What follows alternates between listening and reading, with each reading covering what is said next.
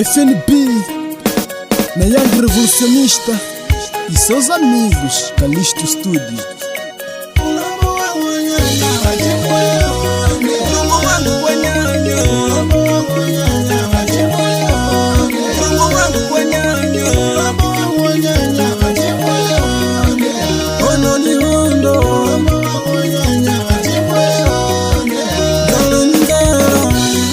Acordei bem cedo, fui ao trabalho, o trabalho era forçado.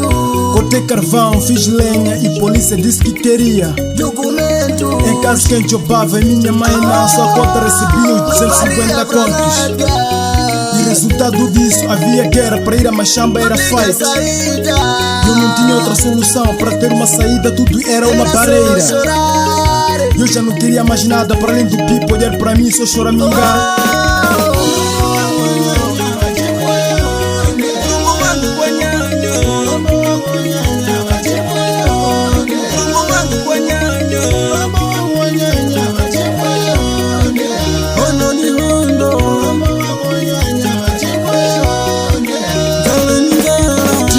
Chimera, gorongoza, bera, quatro maguere, kuvanjira pitsiwa Ndana kukunku, kuberera kumutu, kufikira nyumba za pitsiwa Ndipati basa ili kusaka mali kishima polisi funa dokumento Ndifuna funza escola, kwenda faculdade, inscrição, nem dinheiro cabebe Manangu pamoja, mala feisuka, dinheiro mbuya sata tambia Ningafuna uniforme, mapressão kuyapanga, dinheiro cabebe, fica gulise uska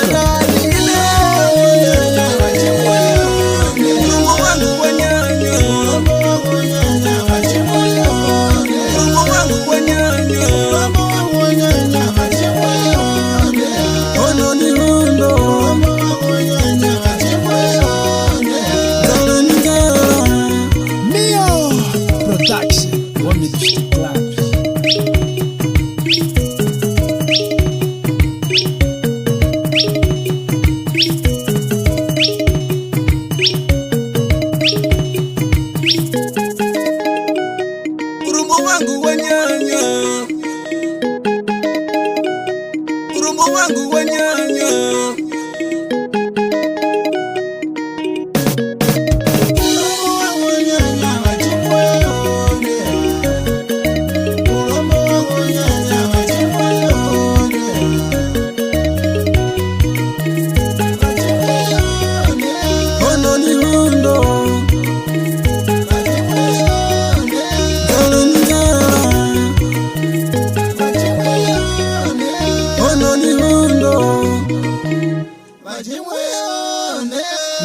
Nzala